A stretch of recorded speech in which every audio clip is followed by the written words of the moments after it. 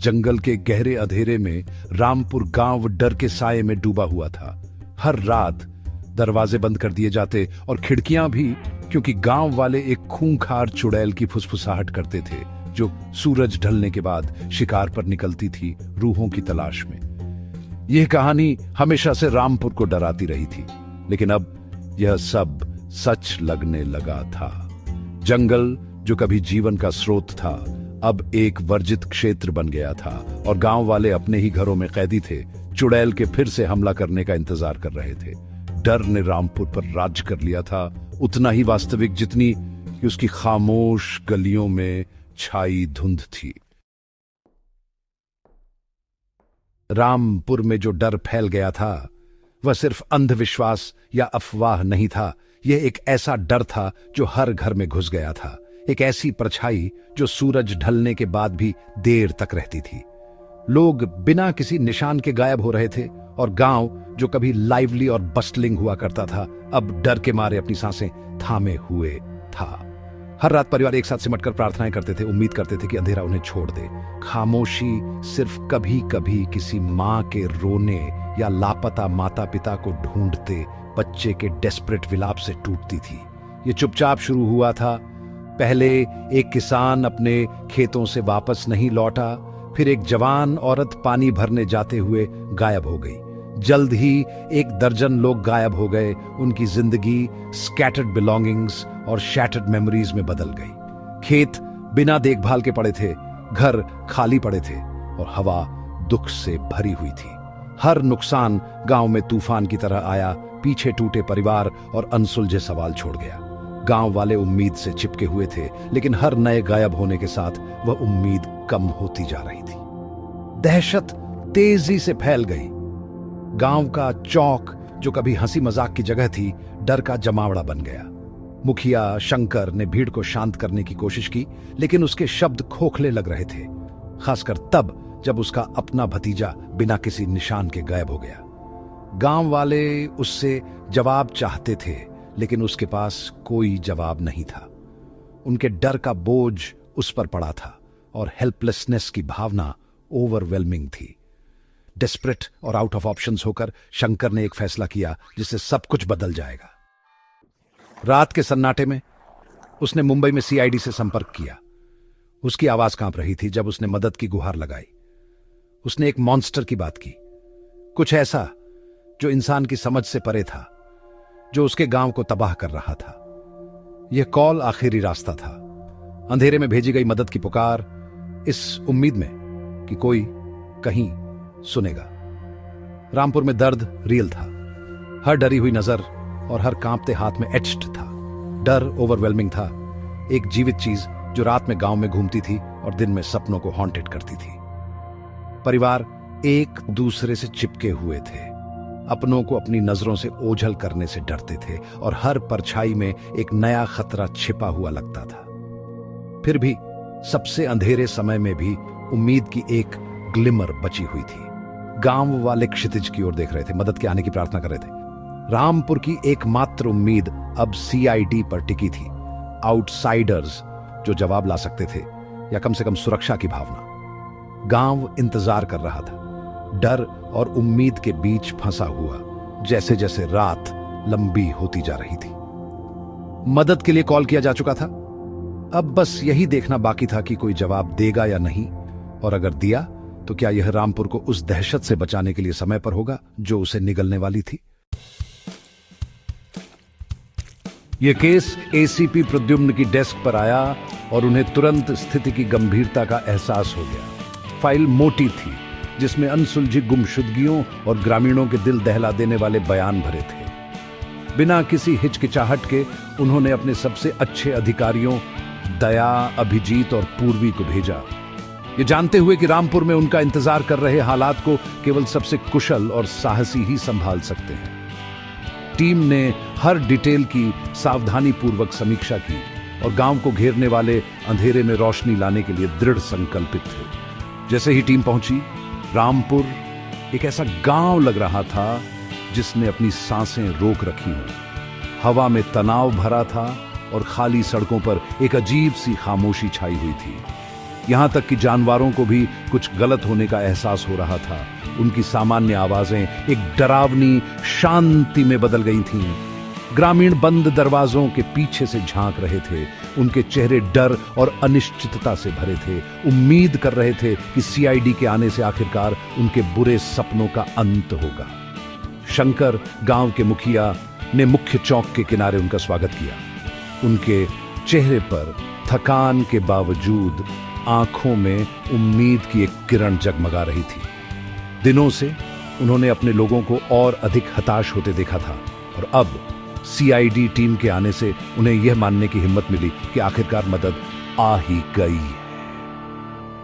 अधिकारियों के साथ उनकी हाथ मिलाई दृढ़ थी, लेकिन उनका स्वागत करते हुए उनकी आवाज कांप रही थी। उनकी उपस्थिति के लिए आभारी थे। यह जगह कुछ ज्यादा ही सन्नाटा है। हर कोने में एक अजीब सी बेचैनी महसूस हो रही है, जैसे कोई हमें छुप कर देख रहा हो। कुछ तो गड़बड़ है यहाँ। यह सन्नाटा सिर्फ खौफ का नहीं लगता, जैसे कोई राज छुपा हो इन अंधेरों में। शंकर जी, हमें हर एक डिटेल चाहिए। छोटी से छोटी बात भी मदद कर सकती है। आप सब कुछ बताइए, जो भी आपने देखा या महसूस किया हो। कौन लोग गए, कब गए, किस वक्त कुछ अजीब हुआ या कोई अनजान चेहरा देखा हो, सब कुछ हमारे लिए जरूरी है। और उनके बारे में जो भी आपको याद हो, चाहे वो कितना भी छोटा या अजीब क्यों न लगे, हमें बताएं। हर बात इस पहेली को सुलझाने में मदद करेगी। आप लोगों ने कुछ अजीब देखा या सुना है रात को? कोई आवाज, कोई साया, कुछ भी अलग? क्या किसी ने किसी अनजान आदमी को आसपास देखा है या कोई चीज जो पहले कभी नहीं हुई हो? टीम ने ध्यान से सुना। जब ग्रामीणों ने अपनी कहानियां साझा की, रात में हिलती परछाइयों की कहानियां, पुराने कुएं से गूंजती अजीब आवाजें और खेतों के किनारे एक ऊंची आकृति की झलक। कुछ ने दबी जुबान में पुरानी किंवदंतियों की बात की, जबकि दूसरों ने कांपती आवाजों में हाल की घटनाओं का वर्णन किया। डर ने रामपुर के हर कोने को अपनी गिरफ्त में ले लिया था और जासूसों ने महसूस किया कि रहस्य उनकी कल्पना से कहीं ज्यादा गहरा था। जैसे ही शाम ढली, जंगल की फुसफुसाहटें और तेज हो गईं। हवा पेड़ों के बीच से राज लेकर गुजर रही थी। परछाइयां लंबी होती गईं और बेचैनी की भावना और गहरी हो गई। अंधेरे में कहीं न कहीं जवाब उजागर होने का इंतजार कर रहे थे, लेकिन नए खतरे भी थे। जांच शुरू हो चुकी थी, लेकिन जवाब डर में गहरे दबे थे, खामोशी और अंधविश्वास की परतों के नीचे छिपे हुए थे। सीआईडी टीम आगे बढ़ती रही, रामपुर के सबसे अंधेरे कोनों में रोशनी डालने के लिए दृढ़ संकल्पित, चाहे उन्हें कोई भी सच्चाई क्यों न मिले। जैसे ही सूरज नीचे डूबा और रामपुर में अंधेरा छा गया, हवा में टेंशन बढ़ गई। उस डर का सामना करने के लिए जिसने हफ्तों से गांव को डरा रखा था, सीआईडी टीम एक साथ चल रही थी। उनकी फ्लैशलाइट्स घने अंधेरे को चीर रही थी। हर कदम सोच समझकर रखा जा रहा था। रात की खामोशी में हर आवाज तेज लग रही थी। गांव वाले अपनी उम्मीदें टीम की हिम्मत पर टिकाए दरवाजों के पीछे से बेचैनी से देख रहे थे। सिर्फ पैरों के नीचे कंकड़ की आवाज और दूर से आती रात के जानवरों की डरावनी आवाजें ही सुनाई दे रही थी। टीम जानती थी कि आज रात उनका सामना उस अनजानी चीज से हो सकता है। दया, ये देखो, जमीन पर ये निशान, ये इंसान के तो नहीं लगते। ये निशान इतने बड़े हैं जैसे किसी जानवर के हों, लेकिन इंसान की तरह दिखते हैं। ऐसा लगता है जैसे कोई हमें जंगल के अंदर खींच रहा हो, किसी अनजाने खौफ की तरफ। ये निशान काफी बड़े हैं। क्या कोई हमें डराने की कोशिश कर रहा है या सच में कुछ है जंगल में? हर कदम पर लगता है जैसे कोई हमें देख रहा हो। जंगल की खामोशी में भी एक अजीब सी गूंज है, जैसे कोई छुपा हुआ राज हमसे बात कर रहा हो। हमें बहुत संभल कर आगे बढ़ना होगा। अभिजीत सर, हवा में कुछ अजीब सी ठंडक है। मुझे लगता है हम अकेले नहीं हैं यहाँ। हर तरफ से लग रहा है जैसे कोई हमें देख रहा हो, पर हम उसे देख नहीं पा रहे। ये जंगल पहले कभी इतना खौफनाक नहीं लगा था। अचानक जंगल की गहराइयों से एक भारी गुर्राहट की आवाज आई, जिससे सबकी रीढ़ की हड्डी में सिहरन दौड़ गई। आवाज ऐसी थी जो उन्होंने पहले कभी नहीं सुनी थी, गहरी, डरावनी और आदिम गुस्से से भरी हुई।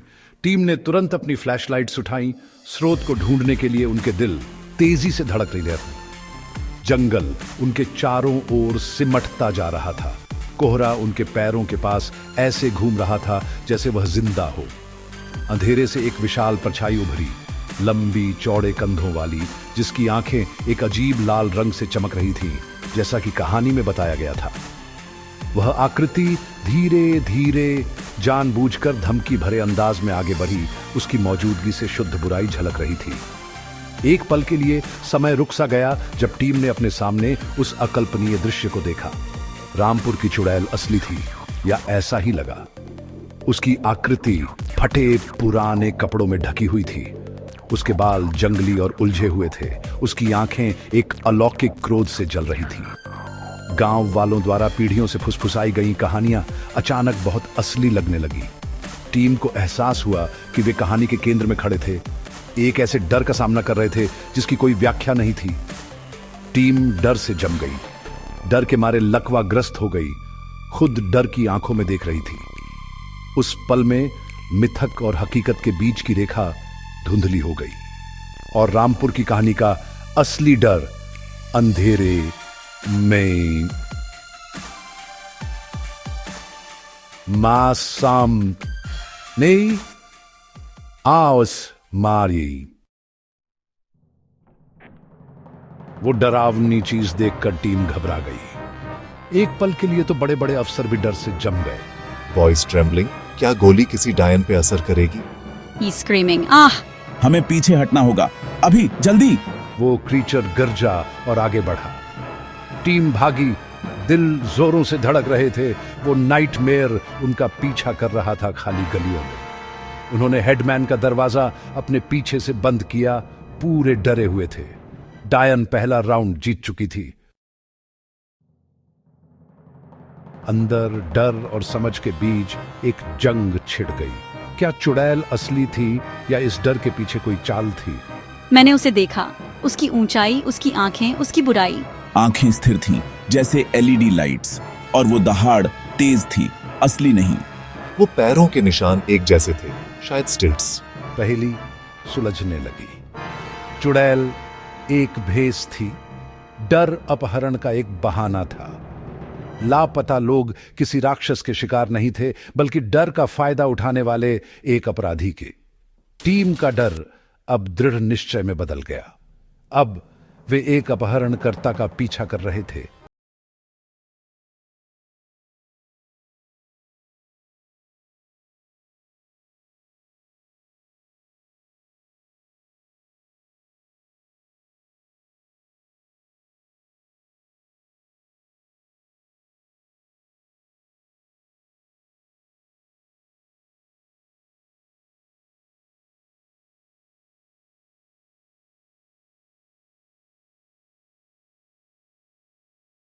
आसानी से किडनैप करने का मौका मिल गया।